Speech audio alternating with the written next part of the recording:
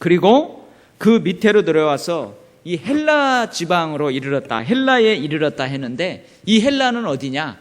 아가야 지방이라고 여러분들이 생각하면 돼요. 아가야 지방이 어디느냐? 여기가 마게도냐가 이쪽이라면은 이 밑으로 쭉 내려옵니다. 내려오면은 아덴과 고린도. 여러분, 아덴, 거기에서 알지 못하는 신에게라는 제단이 있던 그 아덴, 그리고 아크로폴리스에 파르테논 신전이 있었다고 제가 설교했죠. 거기, 지금의 아테네, 그리스의 수도 아테네, 거기하고 더 밑으로 내려오면 이제 고린도가 있어요. 거기를 이제 헬라라고 할 수 있어요.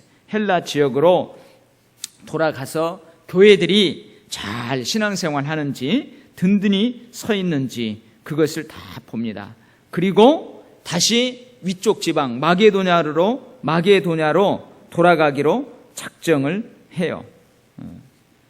그래서 거기에서부터 원래는 바로 이쪽 수리아, 터키 지방이 있고 이쪽으로 이제 여기가 팔레스타인 지역인데, 이 위쪽 지방 수리아로 가려고 했는데 그러하지를 못해요.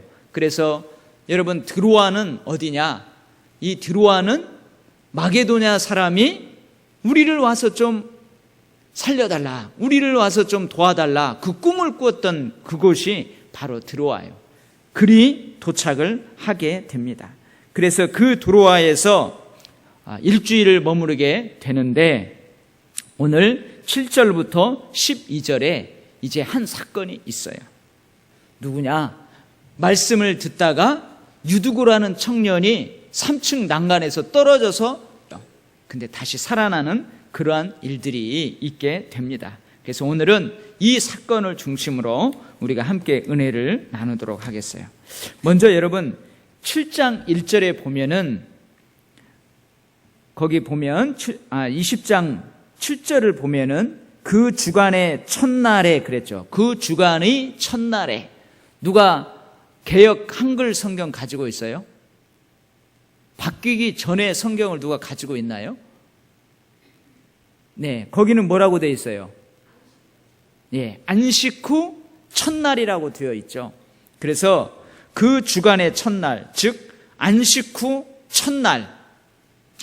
이제 20장 7절 사도행전에서 보면은 이 사도들이 언제 모였느냐? 안식일 날 모였어요. 안식일 날 모여서 회당에서 예배하고 말씀을 강론하고 거기에서 전도를 하고 했어요.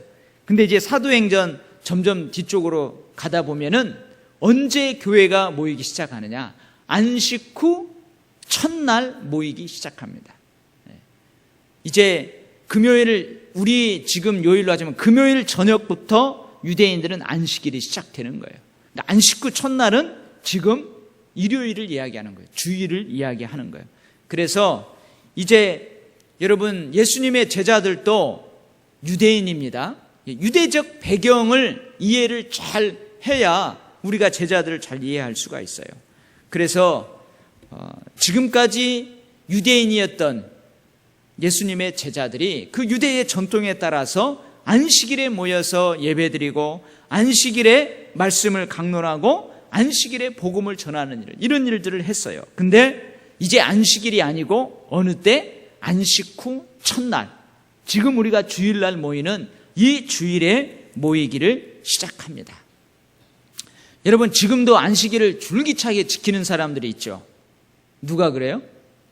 안식일교, 제7 안식일교회라고 하나요? 요즘은 좀 뭐 이름도 바뀌기도 한 것 같은데, 안식일. 그래서 야, 너희들은 왜 구약의 10계명에 기록해 놓고 있는 안식일을 거룩히 지키라는 명령을 따르지 않고 왜 주일날, 일요일날 모여서 예배드리냐?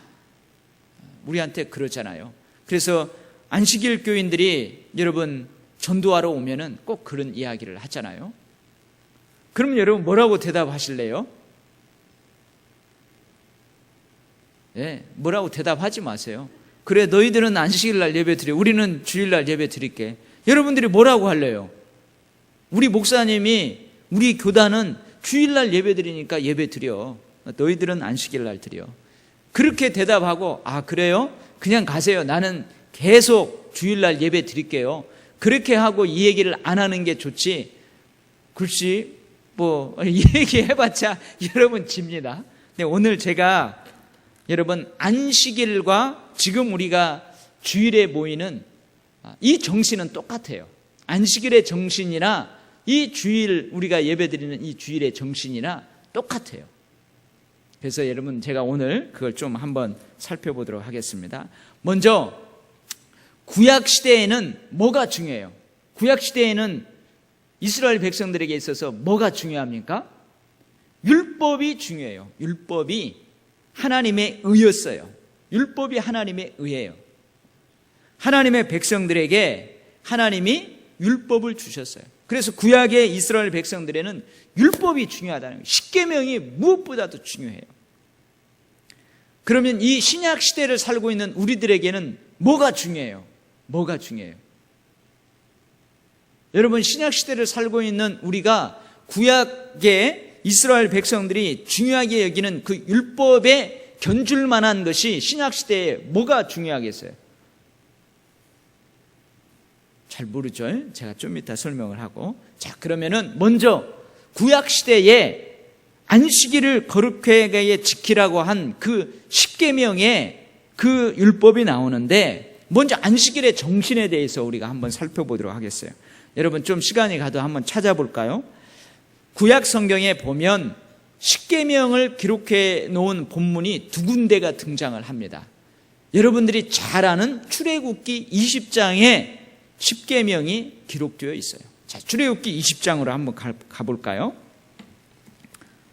자, 구약 이야기를 하니까 구약에서 찾아야지 지금 신약에서 뒤적거리고 있으면 안 됩니다. 출애굽기 20장.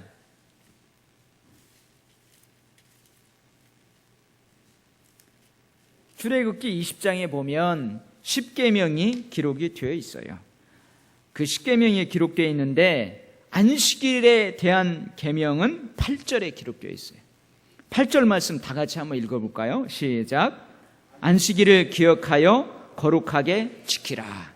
8절 이하 11절까지 안식일에 대해서 거룩하게 지키라 그렇게 되어 있는데 왜 안식일을 거룩하게 지키라고 하는지 그 이유가 기록되어 있어요. 11절 말씀을 한번 보실래요?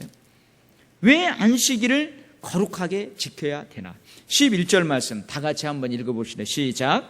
이는 엿새 동안에 나 여호와가 하늘과 땅과 바다와 그 가운데 모든 것을 만들고 일곱째 날에 쉬었음이라. 그러므로 나 여호와가 안식일을 복되게 하여 그날을 거룩하게 하였느니라. 아멘. 자, 안식일을 복되게 거룩하게 지키라 하는데 왜 복되고 거룩하게 지키래요? 하나님께서 천지를 창조하시고 그날 쉬셨기 때문에, 즉 뭐를 기억하면서 안식일을 지키래요? 창조, 하나님의 창조 사역을 기억하면서 안식일을 지키라고 합니다. 자, 또 구약에 십계명을 기록해 놓고 있는데 어디에 또 십계명을 기록해 놓고 있느냐? 신명기 5장으로 가봐요. 출애굽기 뒤, 레위기 뒤, 민수기 뒤, 신명기입니다. 신명기 5장. 신명기 5장 12절 말씀. 신명기 5장 12절 말씀 우리 다 같이 한번 읽어봐요. 시작. 내 하나님 여호와가 내게 명령한 대로 안식일을 지켜 거룩하게 하라. 자, 그러면은 여러분 출애굽기와 신명기에서 기록하고 있는 안식일을 기억하여 거룩하게 지키라 하는 이유가 조금 다릅니다. 자, 신명기에서는 왜 안식일을 거룩하고 복되게 지키라고 하느냐? 15절 말씀을 우리 한번 볼래요? 15절 말씀 시작. 너는 기억하라. 내가 애굽 땅에서 종이 되었었더니 내 하나님 여호와가 강한 손과 편팔로 거기서 너를 인도하여 내었나니 그러므로 내 하나님 여호와가 내게 명령하여 안식일을 지키라 하느니라. 아멘. 여러분, 이 신명기 5장에도 안식일을 복되게 거룩하게 지키라고 하는데 그 이유가 뭐래요? 이스라엘 백성들이 애굽의 압제로부터 구원받은 그 출애굽 사건을 기억하면서 안식일을 지키라는 거예요. 여러분, 출애굽기에서는 천지 창조의 사역하고 관련돼서 안식일을 거룩하고 복되게 지키라고 합니다. 신명기에서는 해방, 오늘이 무슨 날이에요? 광복절이죠.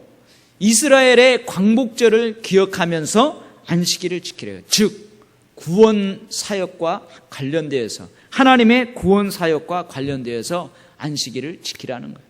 그러면 출애굽기의 20장에 기록되어 있는 안식일 계명, 신명기 5장에 기록되어 있는 안식일 계명, 그 기록된 그 본문을 통해서 안식일의 정신이 뭐냐 이거예요. 안식일의 정신이 뭐예요? 창조와 구원입니다. 창조와 구원. 그러니까 유대인들도 안식일을 지킬 때 뭘 기억해야 돼요? 하나님께서 이 온 우주 만물을 창조하시고 거기에 마지막으로 우리를 창조해 주셨구나. 이 하나님의 창조 사역, 그리고 하나님이 우리를 복 주시고 생물들에게 복을 주시고 일곱째 날에 안식하셨구나. 안식일에 회당에 모여서 회당 예배를 드릴 때 이것을 기억하라는 거예요.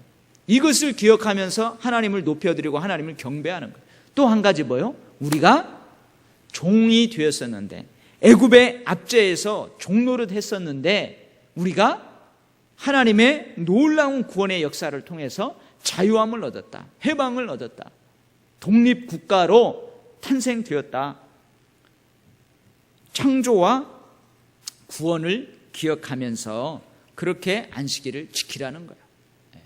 자, 그러면은 신약시대에 와서, 여러분, 신약시대에는 구약의 율법에 견주할 만큼 중요한 사건이 뭐예요? 우리에게 있어서. 잘 모르죠? 제가 읽어드릴게요. 말씀이 육신이 되어 우리 가운데 거하심에 우리가 그의 영광을 보니 아버지의 독생자의 영광이요 은혜와 진리가 충만하더라. 여러분, 여기서 말씀이 뭐예요?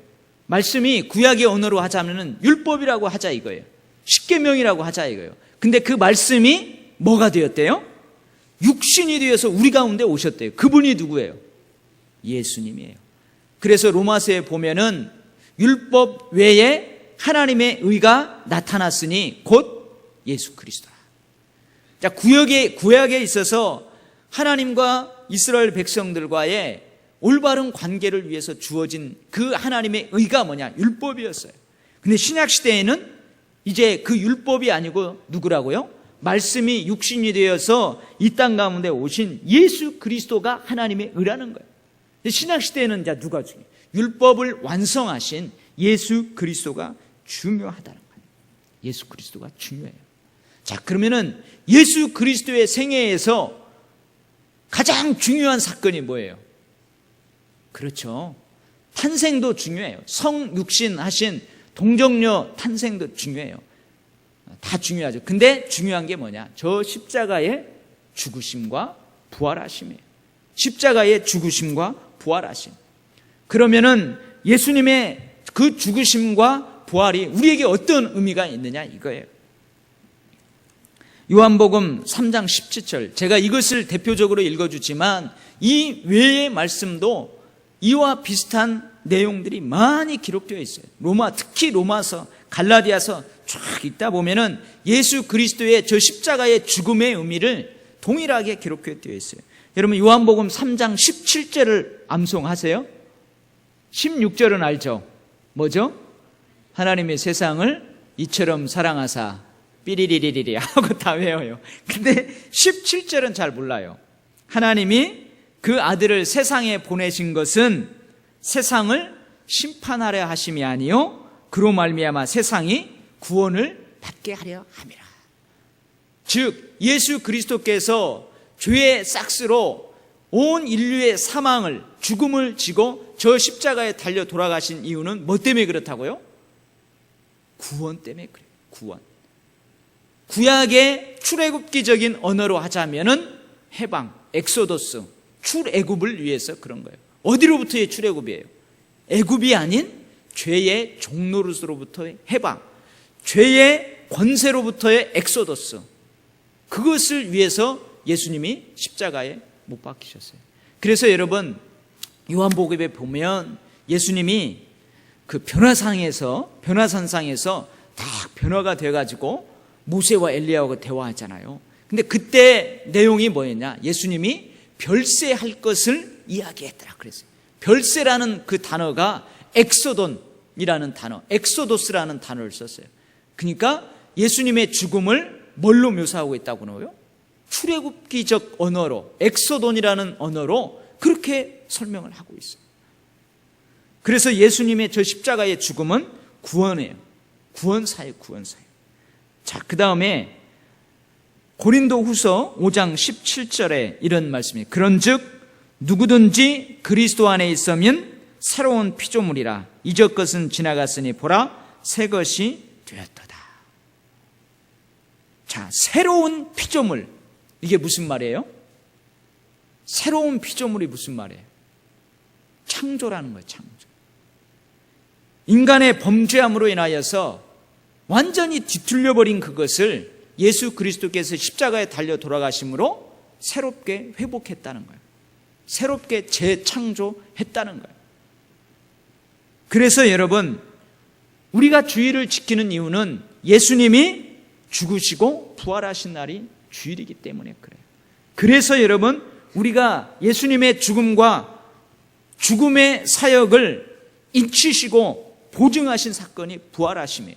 그렇기 때문에 우리가 예수님의 죽음과 부활을 기념하면서 주일 모이기 시작을 해요. 오늘 보니까 안식 후 첫날 모이기를 시작하는 거예요. 자, 그런데 제가 설명을 해줬죠. 안식일의 정신과 이 주일의 정신이 똑같아요, 틀려요? 똑같죠? 창조와 구원, 재창조와 구원, 똑같은 거예요. 그래서 여러분, 안식일의 정신이나 주일의 정신이나 똑같아요. 근데 왜 우리가 주일을 지키느냐? 구약시대에는 십계명, 율법이 중요했지만 신약시대에는 예수 그리스도가 중요하고 예수 그리스도의 생애 가운데 죽음과 부활하심이 중요하기 때문에 우리가 그러는 거예요. 그래서 이 사도행전에도 보면은 사도들이, 제자 공동체들이, 그 예수를 믿는 예수 공동체들이 안식 후 첫날 모이기 시작합니다. 그렇게 쭉 모이기 시작해요. 물론 이 주일에 모이기 시작하는 또 다른 여러 가지 이유들이 있지만 중요한 것, 이거 오늘 사도행전을 보면 그렇게 나와요. 그래서 사도행전을 쭉 읽다가 보면은 안식 후 첫날이라는 단어가 이제 등장하기 시작합니다. 자, 근데 여러분, 안식일 교인들이 와가지고 설명하라면 여러분 이거 설명하겠어요? 그냥 우리 목사님이 그러는데 안식일이나 주일이나 정신은 똑같다고 하더라. 그런데 예수님이 중요해서 우리는 주일을 지키라고 한다더라. 이 정도만 해도 아주 여러분 잘하는 거예요. 아니면 잘 모르면 내가 우리 목사님한테 배우긴 배웠는데 아무튼 안식일도 중요하지만 주일이 지금은 더 중요하대요. 그렇게 이야기하면 돼요. 근데 사실 사도 바울은 이 날의 중요성에 대해서 고린도 교회에 이 날의 중요성으로 분쟁이 일어나요. 나중에 이제 우리도 고린도 전후서를 한번 공부하게 될 텐데 이 날의 중요성에 대해서 막 분쟁이 일어나요. 근데 사도 바울은 이 날보다도 그 날을 제정한 정신을 더 중요하게 여기는 거죠. 그래서 우리가 주일 지키는 거예요. 근데 여러분, 우리가 이 주일에 흩어져 살아가던 성도들이 공동체로 모인다는 게 중요한 거예요. 중요한 거예요.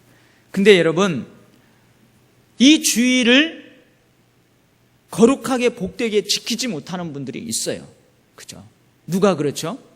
그 사람들이 우리가 안식일을 거룩하고 복되게 지킬 수 있도록 그분들이 무거운 어깨에 그 멍에를 지는 사람들이 있어요. 누구예요?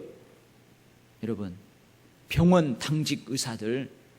여러분, 그 사람들이 주일날 쉬어버려 봐요. 만약에 우리가 무슨 큰 사고를 갖고 위급 상황이 되면은 의사들이 없으면 안 돼요. 그 의사들이 있어요. 간호사들이 있어요. 경찰 공무원들이 있어요.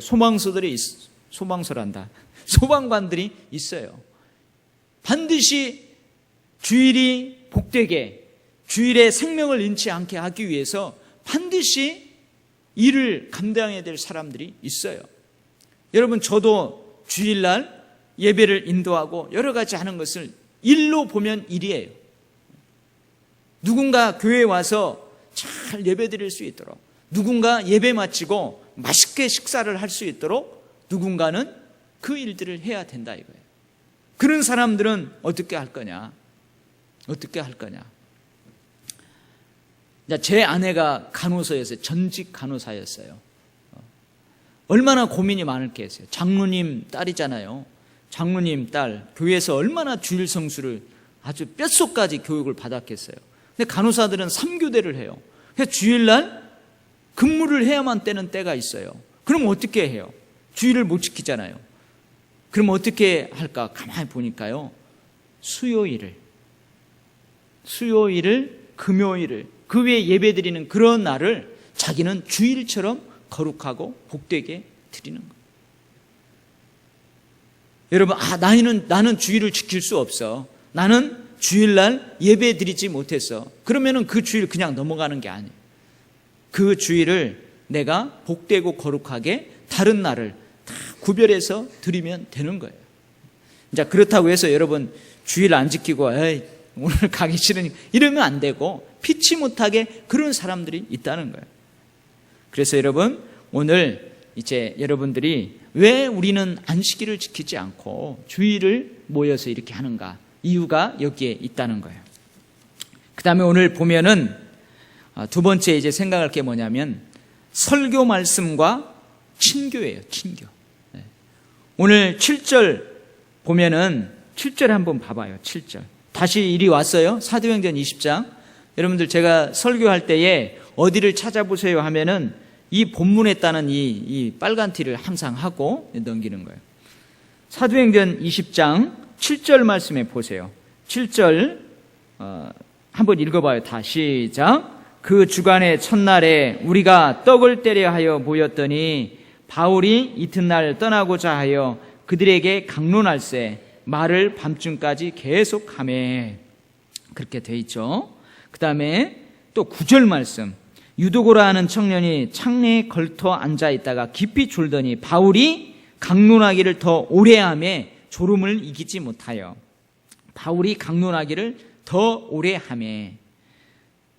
그 다음에 11절. 올라가 떡을 떼어 먹고 오랫동안 곧 날이 새기까지 이야기하고, 이런 내용이 있죠. 그러니까 오늘 보면은 떡을 떼기 위하려고 모였대요. 떡을 떼고. 그리고 바울이 말씀을 늦게까지 강론하고. 먼저 여러분, 바울이 말씀을 강론하는 이것을 한번 보도록 하겠습니다. 여기서 강론한다라는 단어는 여러분 어떤, 여기 헬라어로 쓰여 있는 어떤 단어가 쓰여 있느냐면은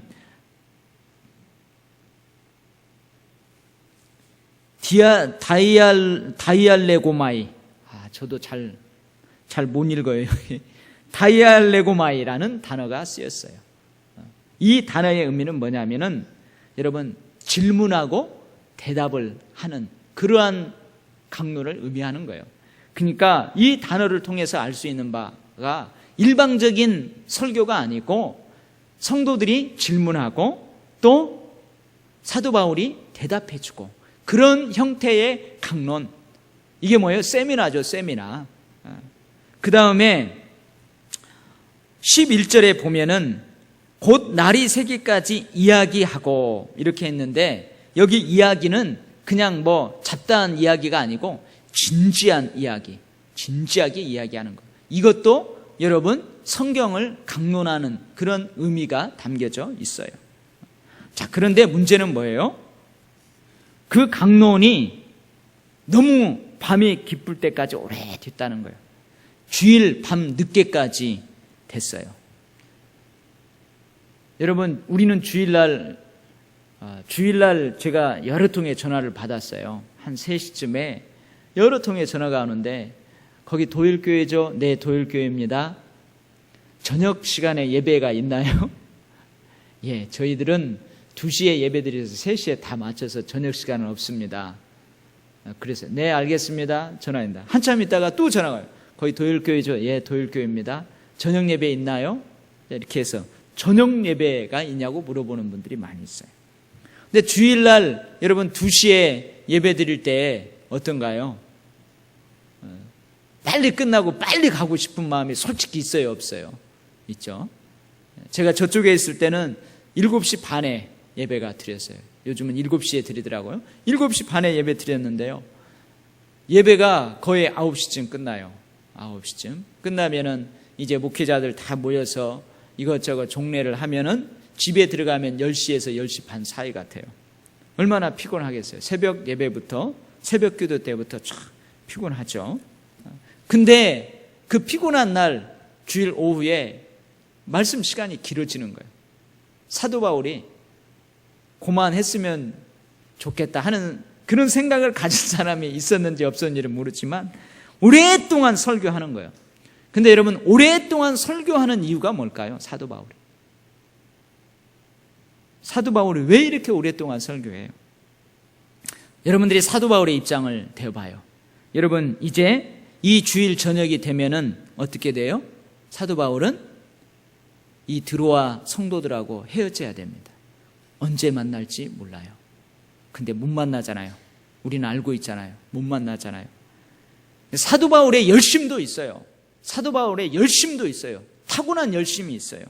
근데 이 성도들이 너무 귀한 거예요. 이 성도들이 너무 귀한 거예요. 이제 이들과 헤어지면 언제 다시 올지 모른다는 거예요. 여러분, 지금이야 기차 타고 배 타고 가방 하나 들고 쫙 가면은 되죠. 가면 되죠. 그러나 이때는 그렇지 않다는 거예요. 그런 사도 바울의 마음이 느껴집니다, 여기에서. 그리고 회중들도 어떻게 했겠어요?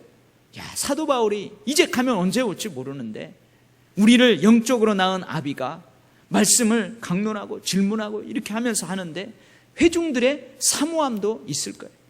회중도 얼마나 사모할 거예요. 그러한 말씀의 시간들이 있습니다. 말씀을 나누는 시간들이 있어요. 그리고 오늘 보면은 떡을 뗀다 이런 말이 있죠. 이 떡을 뗀다는 말은 이 두 가지로 보는 학자들이 있어요. 하나는 성만찬으로 보는 학자들이 있습니다. 여러분, 고린도에 보면, 고린도전서 거기 보면은 성만찬 하는 그 내용이 장면이 나오는데, 이 떡을 떼러 모인다는 것은 예수님의 죽음을 기억하면서 감사하면서 그 은혜에 감격하면서 서로 성만찬을 나누는 거예요. 우리가 지금 나누는 성만찬과 비슷한 만찬을 나누는 거예요. 그러면서 뭐예요? 사도 바울의 강론을 통해서 말씀을 듣고 성만찬을 통해서 눈으로 말씀을 보는 거예요. 눈으로 말씀을 보는 거예요. 또 하나는 이것이 성만찬이 아니고 그냥 교제의 식사, 애찬이라고 들어봤죠. 애찬식. 우리가 애찬식을 한다는 거예요. 그래서 우리 중고등부 아이들, 청년들 어디 수련회 가면은 성찬식을 정확하게 할 수는 없고 그냥 비슷하게 애찬식으로 하는 경우가 있어요. 근데 우리 총회에서는 그것을 좀 가능하면 하지 말라고 권고를 하고 있습니다. 근데 사랑의 축연, 마지막 만찬이죠. 사랑의 떡 나눔. 주일날 여러분들 교회 식당에서 음식을 나누잖아요. 그죠? 음식을 나누잖아요. 꽈리고추도 막 맵지만 많이 갖다 먹고, 누가 또 특별한 날 있으면 떡도 하고, 그래서 그런 것을 맛있게 나누잖아요. 그런 걸로 이해하면 돼요. 여러분, 우리나라 그 부흥회의 역사가 있잖아요. 여러분, 초기 한국교회의 부흥회를 이렇게 딱 기록을 보면은 그때는 여러분 일주일을 했어요. 일주일을. 만약에 예를 들어서 우리 도일교회에서 부흥회를 한다 그러면은 이 도일교회 좀 먼 지역에 많은 사람들이 이렇게 가정교회에서 예배드리는 사람들이 지게에다가 쌀을 짊어지고 와요. 10명씩 몇 명씩 쌀을 짊어지고 와요. 그래서 교회에서 다 자지 못하니까 교회에 가까운 장로님, 권사님 집에서 주무시는 거예요. 초가집에서. 그리고 그때 마당이 있잖아요. 그 마당에다가 가마솥을 걸어놓고 거기서 밥을 해먹으면서 일주일 동안 그 부흥회에 참석해요. 근데 부흥회보다는 말씀 사경이라고 했습니다. 그때는 말씀을 강론하는 내용들이 많았어요. 말씀을 강론하는. 근데 이제 우리가 7, 80년대에 딱 들어오면서 말씀 사경에, 그때는 성경 공부였어요. 근데 이제는 부흥회가 뭘로 바뀌어요? 말씀보다는 은사 집회, 능력 집회, 그런 걸로 바뀌어요. 그리고 요즘 들어서는 또 다시 이제 말씀 사경회로 바뀌어가는 추세에 있어요. 성도 여러분, 나 개인의 부흥, 교회의 부흥, 신앙의 부흥은 여러분 우리가 말씀 속에 잠길 때에 그 부흥은 다가옵니다. 우리 주위에 부흥이라는 것이 서성이다가 이 부흥이 누구에게 다가가느냐? 말씀 속에 푹 잠기는 사람에게 그 부흥이 다가온다는 거예요. 그럼 말씀 속에 잠긴다는 말은 무슨 말이냐? 여러분, 말씀에 관심을 갖는 것이 말씀 속에 잠기는 거예요. 말씀을 사모하는 거예요. 말씀에 대해서 열정을 가지는 사람, 그 사람이 그 말씀에 잠기는 거예요. 그 사람에게 부흥이 주변에서 서성이고 있다가 그 사람에게 쫙 다가온다는 거예요. 여러분, 말씀에 관심이 없는 사람, 말씀을 사모하지 않는 사람, 말씀에 대한 열정이 없는 사람은 얼마나 예배가 지루한지 몰라요. 목사님이 설교하는 것이 얼마나 지루한지 몰라요. 그런 사람은 변화가 없습니다. 그 사람에게 부흥은 없습니다. 그래서요, 이 느헤미야를 언제 이제 공부하게 될 텐데, 느헤미야를 보면은 그 느헤미야 시대에 이스라엘 백성들이 말씀 속에 막 잠기게 돼요. 하루에 8시간씩 학자 에스라를 강단에 세워놓고 거기에서 말씀을 8시간 넘게 다 들어요. 부흥이 점점 다가오는 거예요. 그리고 여러분, 말씀으로 받은 은혜가 나누어지는 현장은 어디냐? 바로 친교, 교제의 현장이에요. 식당의 현장이에요. 식당의 현장. 그래서 여러분, 우리가 주일날 기쁨으로 예배 드리고 식당에 내려가서 밥 먹으면서 어떻게 해요? 은혜를 나눈 거예요. 여기서 자가자가자가, 저기서 자가자가자가, 저기서 막 웃음소리 터지고, 여러분 그런 것을 볼 때에 얼마나 기쁜지 몰라요. 오늘 그 밥을 안 먹으면 다음 주에는 그 밥이 없어요. 오늘 여러분 그 말씀 듣지 않으면 다음에는 그 말씀이 동일한 말씀이 없어요. 이러한 마음으로 사도 바울이 이제 가면 언제 올지 몰라요. 그러니까 그렇게 말씀 속에 잠기는 거예요. 그래서 여러분, 이 말씀을 사모하시기 바랍니다.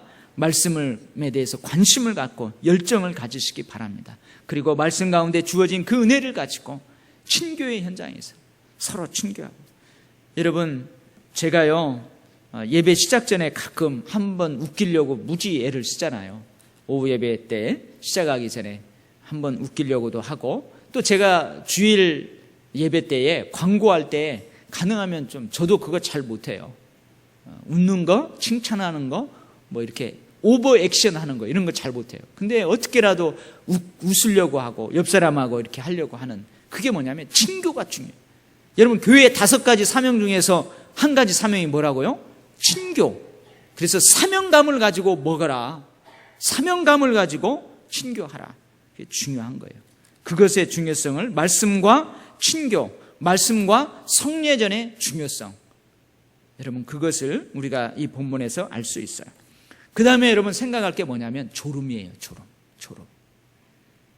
졸음. 여러분, 이 세상에서 가장, 우리 몸에서 가장 무거운 것이 뭐라고 그랬어요? 눈썹이라고 그랬잖아요. 눈썹. 이거 너무 무겁다고 그랬잖아요. 여러분, 3층 창문에 걸터 앉아서 말씀을 듣는 청년이 있었어요. 여러분, 3층 거기에 창문에 걸터 앉았다는 것은 우리가 여러 가지 생각을 해볼 수 있어요. 그만큼 사람이 많았다는 이야기예요. 아니면은 방 여기저기 등불을 많이 켜놨기 때문에, 여러분 우리 초롱불 켜고 살 때 기억나요? 그 심지, 끄름, 그리고 기름 냄새, 이러한 것들 때문에 이 청년이 너무 답답해서 창문 쪽에 앉아 있었는지도 모르겠어요. 어쨌든 많은 사람이 모였습니다. 근데 이 청년이 서로 말씀을 강론하는 것을 보다가 자꾸 꾸벅꾸벅 좀이 오는 거예요. 자, 여기서 한번 생각합니다. 이 청년이 왜 졸았을까요? 왜 졸았을까요? 객관식으로 냅니다. 1번, 주일 하루 종일의 예배 참석, 그리고 계속되는 저녁 집회, 너무 피곤했다. 아니면은 이 서로 떡을 떼며 맛있는 밥을 먹어가지고 식곤증, 졸음이 왔다. 1번. 2번, 이 청년은 말씀만 전하기 시작하면 무조건 잘 준비를 하는 습관적인 졸음하는 사람입니다. 3번, 졸음마귀가 들어가서 그래요. 지금 사도 바울이 말씀을 강론하고 있는데 감히 졸아? 이 사탄, 졸음마귀가 들어가서 그렇다. 여러분, 3개 중에서 몇 번일까요? 3번, 졸음마귀가 들어가서 그렇다 생각하시는 분. 여러분, 우리가 졸음뿐만이 아니고 모든 생리적인 현상에 대해서 너무나 영적으로 볼 필요는 없습니다. 여러분, 이 청년이 왜 졸았을까요? 여러분, 지난주에 제가 설교했는데 예수님이 그 와중에서 여러 가지 이유가 있겠지만 왜 고물에서 베개를 하고 주무시고 계실 거예요? 왜 주무실까요? 그만큼 예수님 피곤했다는 거예요. 여러분, 그 앞에 본문을 읽어보면 예수님 엄청 피곤했어요. 사람들이 엄청 몰려옵니다. 그들을 치료해주고 어루만져주고 그들의 말씀을 전하고 피곤한 거죠. 여러분 생각해 보세요. 여러분들도 주일 오후 예배 때 딱 보면은 지금 우리 김종료 권사님 내가 들어가서 쉬라니까 안 쉬고 지금 꾸벅꾸벅 졸고 계신데 괜찮아요. 왜냐하면은 우리 학생들 2박 3일 동안 수련하는데 권사님 가가지고 힘들게 지금 막 했어요. 좀 쉬시라고 하니까 오늘 또 짐 정리 다 하고. 여러분, 이런 것들 때문에 졸 수 있어요. 생리적인 현상, 피곤, 식곤증 등등 그것 때문에 여러분 졸 수 있어요. 근데 여러분, 그것을 너무 영적으로 볼 필요는 없다는 거예요. 근데 여러분, 습관적으로 조는 졸음은 좀 더 깊이 생각해 봐야 됩니다. 습관적으로 조는 사람이 있어요. 찬송하다가도 이제 찬송이 딱 끝나잖아요. 그러면은 오늘 하나님께서 주신 말씀은 딱 하고 말씀 읽으려면 벌써 자야지 하고 자세 잡는 분들이 있어요. 습관적인 졸음은 한번 생각해 봐야 돼요. 그러나 여러분, 생리적인 현상, 여러분 만약에 주일 오전 예배를 드리는데 어느 한 사람이 계속 졸고 있어요. 막 코를 골고 졸고 있어요. 그 사람은 졸음마귀가 들어간 게 아니고 분명히 그 사람 보면 토요일 날 런던 올림픽 보다가 밤 늦게까지 잠을 설친 사람이에요. 아니면 열대야 때문에 잠을 설친 사람. 그래서 겨우 새벽녘에 조금 잠이 들었는데 그 조금 잠을 자고 또 주일이니까 예배의 사모함 때문에 나온 사람이에요. 집중하려고 꼬집고 꼬집어도 여러분 생리적인 현상이에요. 여러분, 이 뇌는요, 우리 몸이 피곤하잖아요. 그럼 그 피곤을 풀 수 있도록 지령을 내린답니다. 졸아라, 졸아라. 자라, 자라. 자지 않고 졸지 않으면 병이 생긴대요. 그것을 생리적인 현상으로 보면 돼요. 그러나 습관적인 졸음은 한번 생각해 볼 필요가 있다. 여러분, 유두고의 졸음을 영적으로만 볼 필요가 없습니다. 졸음마귀가 들어가서 그런다. 우리들의 졸음도 영적으로만 볼 필요는 없어요.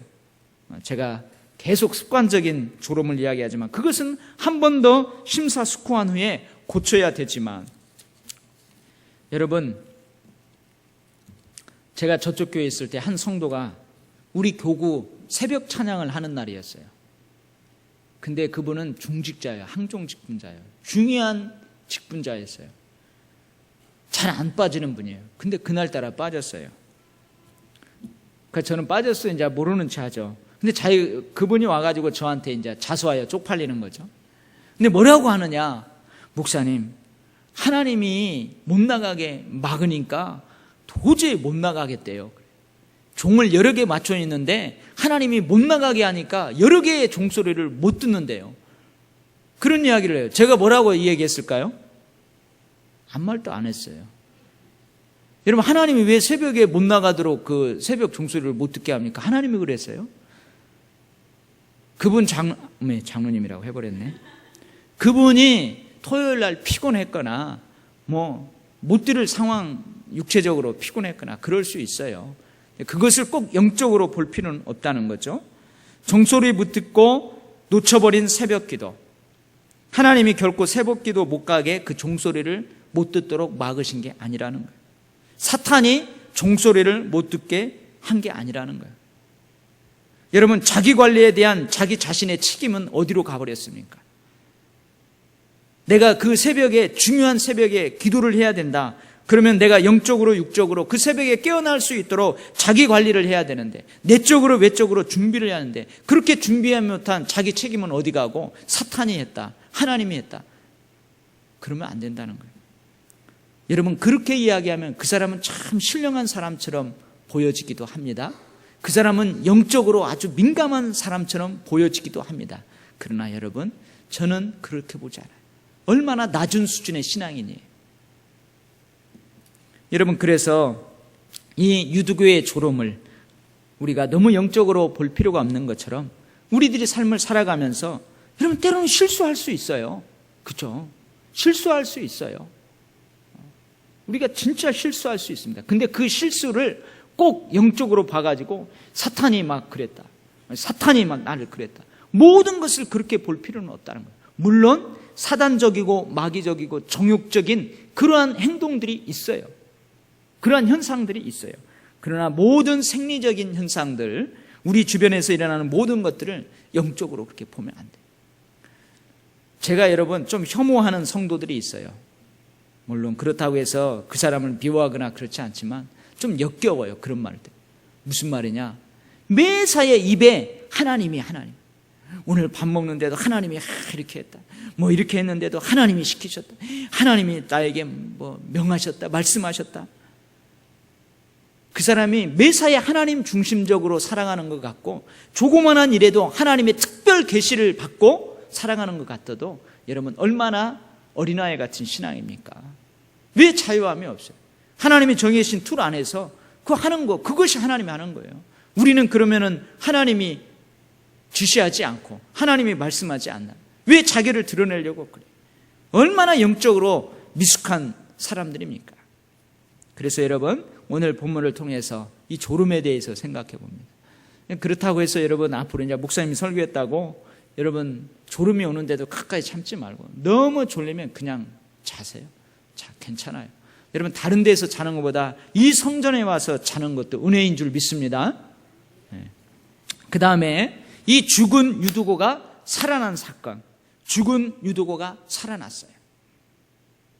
여러분, 저는 이 유두고가 3층에서 떨어져 죽었다, 이것을 그냥 가볍게 보지 않았습니다. 이 본문을 목회자로서 이 사건이 가져올 파장을 현실적으로 한번 생각해 봤어요.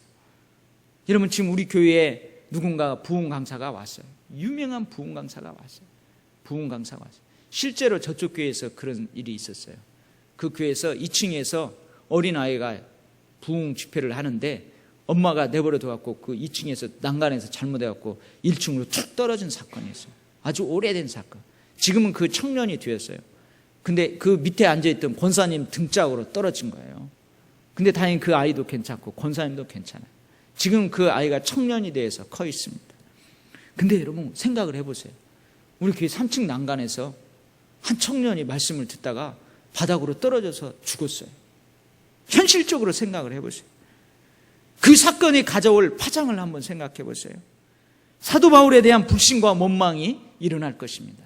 아니, 이렇게 피곤한데 왜 이렇게 말씀을 길게 하세요? 왜 이렇게 말씀을 길게 하냐고요? 그 긴 말씀이 은혜스러웠는데 그 사건으로 해서 갑자기 원망으로 바뀔 수 있어요.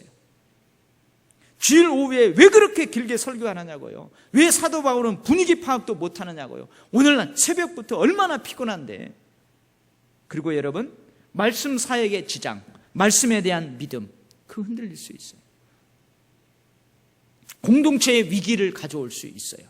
그 사건으로 인해서 공동체의 위기를 가져올 수 있어요. 너무나 은혜스러운 밤에 은혜가 넘실넘실 거리고 있어요. 근데 한순간에 그 은혜를 빼앗아버릴 시련이 그것이 될 수 있어요. 그렇지 않겠어요? 그렇지 않겠냐고요. 그래서 저는 이 유두고가 3층에서 떨어진 이 사건을 목회자로서 현실적으로 가져올 파장을 생각해 보니까 아찔해요. 소름이 끼쳐요. 소름이 끼쳐요. 여러분, 우리 학생들이 어디 수련회를 간다든지, 우리 성도들이 어디 멀리 간다든지 할 때 우리가 간절히 하나님 앞에 그들을 위탁하고 그들을 보호해달라고 기도해야 됩니다. 이런 만약에 학생들이 어디 수련해가지고 물놀이 하다가 교통사고로도 나봐요. 물론 자신의 실수로 인해서 그런 어려움을 겪을다 하더라도 공동체에 미치는, 교회에 미치는 그 파장은 엄청난 거예요. 그래서 여러분 기도해야 돼요. 근데 오늘 우리 학생들이 어제 저도 피곤을 무릅쓰고 저녁에 늦게 한번 살짝 깜짝 가봤어요. 가봤더니 우리 아이들 막 물놀이하고 저녁에 저녁 집회 앞두고 밥도 먹고 조금 자고 있더라고요. 그래서 저도 집에 오니까 12시 넘었던데 우리 아이들이 은혜 잘 받고 오늘 아까 4시 반, 5시 다 돼서 우리 아이들이 왔어요. 아무 사건 없이 너무 은혜스럽게 잘 마치고 왔대요. 너무 감사해요. 너무 감사해요. 그러니까 여러분 우리 장로님들, 저 당회원들은 조마조마한 거예요. 어디 가면은 그래서 기도하는 거예요. 그 아이들. 그런데 어떻게 됐어요? 유두고를 하나님이 다시 살려줍니다. 사도 바울이 내려가서 엘리야 선지자가 그 과부의 아이를 살릴 때 그랬던 것처럼 엎드려서 그를 껴안고 기도하자 생명이 그에게 돌아왔어요. 죽었다. 누가가 의사입니다. 의사가 정확하게 사망 진단을 내렸어요. 뭐라고요? 3층에서 떨어지거늘 일으켜보니 죽었느니라. 누가 의사가 정확하게 사망 진단을 했어요. 근데 사도 바울이 가서 기도하자 하나님께서 그 청년의 생명을 다시 살렸어요. 제가 얼마나 감사해요. 얼마나 감사해요. 그리고 오늘 본문에 뭐예요? 유두고가 살아남으로 적지 않게 위로를 받았더라. 한순간에 공동체의 위기를 가져올 그 실현이 될 그 사건이 놀랍게 위로의 사건이 되었어요. 그래서 말씀과 은혜와 살아나는 기적, 참으로 의미 있는 은혜스러운 밤이 그 밤이 되었던 거예요. 여러분 우리가 기도해야 됩니다. 우리 공동체에 위기가 오려고 할 때에 여러분 기도해야 돼요. 여러분 우리 아이들 우리 어디 출타하고 가고 하면은 기도해야 돼요. 여러분 갔다가 딱 오잖아요. 갔다가 오면은요 여러분 반가이 맞아줘야 돼요. 무사히 갔다 온 거에 대해서 그분도 감사하지만 나도 감사한 거예요. 목회자로서 나도 감사한 거예요. 나도 감사한 거예요. 여러분들이 만약에 우리 지금 외국에 가 있는 우리 최 집사님도 있죠. 최 집사님도 갔다가 오면은 너무 반가울 거예요.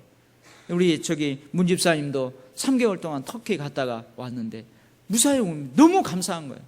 집사님도 감사하지만 저도 감사해요. 여러분 군 복무를 잘하고 마치고 돌아오는 자녀들 너무 감사한 거예요. 여러분 우리가 우리 교회 공동체를 바라보며 지체들 한 사람 한 사람을 바라보며 정말로 그것이 그들에게 시련인데 그것이 그들에게 위기인데 우리가 함께 기도하고 새 생명의 역사를 그들이 체험하게 함으로 오히려 위로로 바꿔지는 역사가 있도록 우리가 함께 힘쓰고 애써야 될 줄 믿습니다. 아멘. 기도하겠습니다. 하나님 아버지, 오늘 유두고가 3층 창문에서 떨어져 죽었다가 다시 살아나는 그 사건을 바라보면서 몇 가지 은혜를 나누었습니다. 하나님, 우리가 좀 더 성숙해질 수 있게 하여 주시옵소서.